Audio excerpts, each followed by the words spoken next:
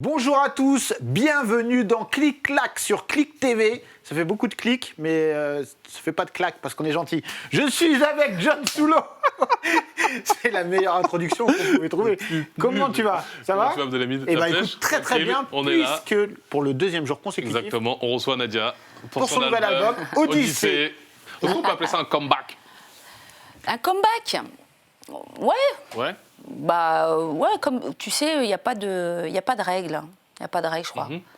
Et là, c'était l'un des premiers contacts avec les Ça, fans c'était le jour de la sortie de l'album à l'Institut du monde arabe, qui m'ont accueilli vraiment chaleureusement. Vous avez fait un tour en bus Yes.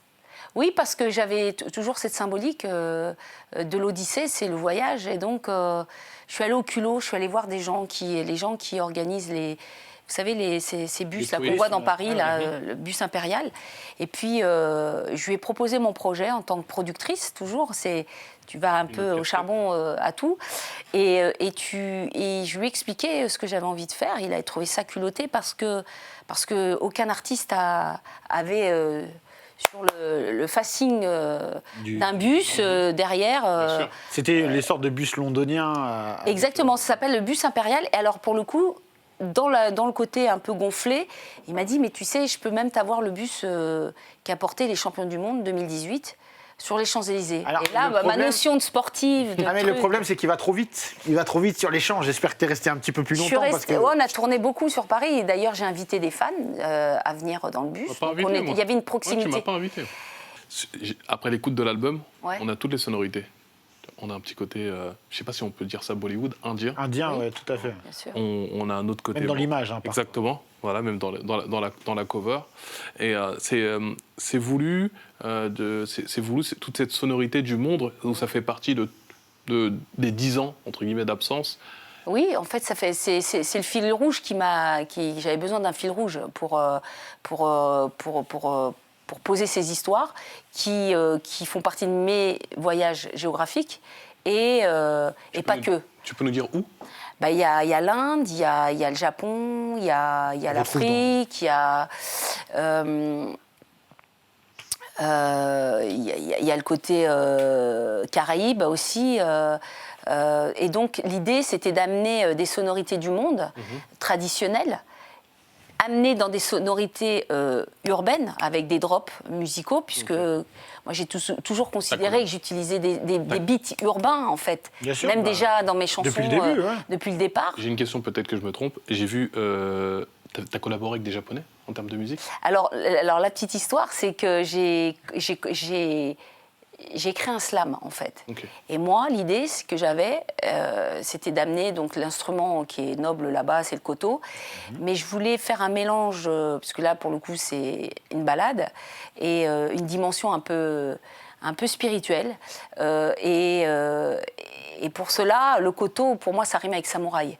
Et j'ai dû chercher une personne d'un certain âge qui était, alors pour le coup, Tanaka, qui m'a traduit mon slam en japonais noble, parce que c'est un peu comme l'arabe, parce qu'il y a des mots qui ne peuvent pas se traduire exactement, donc c'est des images en fait. Les kanji, c'est... Exactement.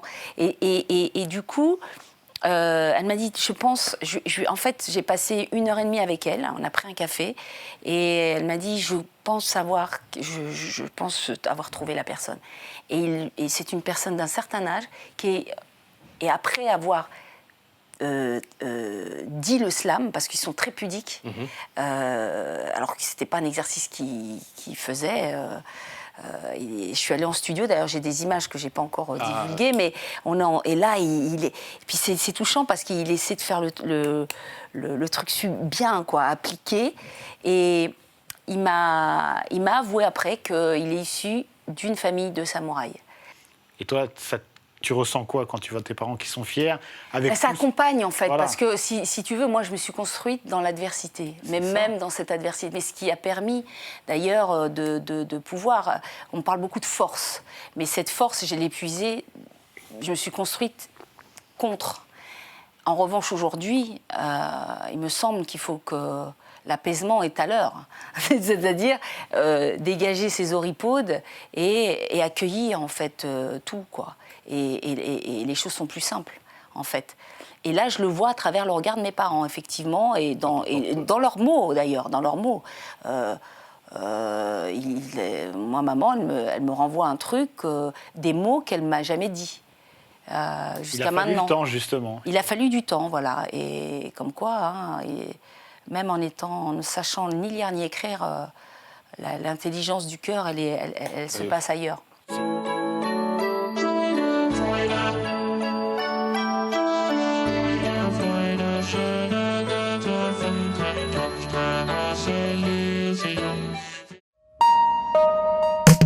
Clic Sport, c'est toutes les semaines sur Clic TV, c'est votre nouveau rendez-vous où chaque semaine, on vous propose de vous raconter ou de vous faire découvrir une légende du sport. Moi, j'ai plutôt vu ça comme, je sais pas, clic-clac, je sais pas.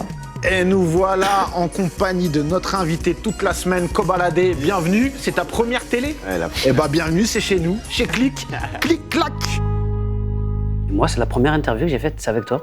On était avec mon groupe, je me rappelle encore de l'image, on était dans le studio, ils ont mis la lumière rouge, je sais pas pourquoi j'ai cette image-là, je m'en rappelle. Ouais. T'es le premier à y répondre sur notre chaîne. C'est quoi ta définition d'une clique?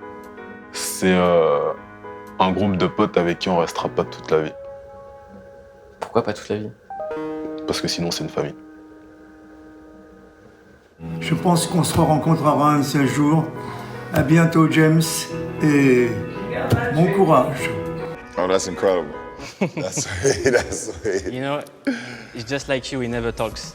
Bienvenue pour la première de Parle-moi. Dans Parle-moi, on va parler littérature, mais pas de livre, puisqu'il paraît qu'aujourd'hui on ne lit plus. Donc à défaut d'un livre, on va parler d'une page. Chaque semaine, on va recevoir des gens qu'on trouve inspirants, qui vont venir partager leur expérience sur un sujet qui touche tout le monde. Et la première qui arrive, c'est la confiance en soi. Et ça se voit, on est au top. Que suis-je? Je suis chinois. J'ai des cheveux un peu bizarres. Je suis un peu chelou, d'une façon générale, je suis chelou. Mais j'ai un talent de ouf. Je suis Bounaïmin et j'arrive sur Clic TV.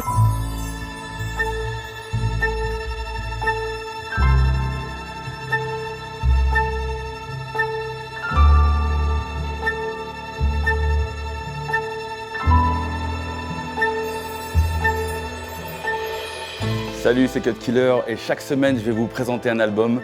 Et cette semaine, Ready to Die de Notorious B.I.G. J'en fais bien. Mouloud, c'est pour toi. Reportage spécial en direct de la Somalie avec Jérôme Jarre ici.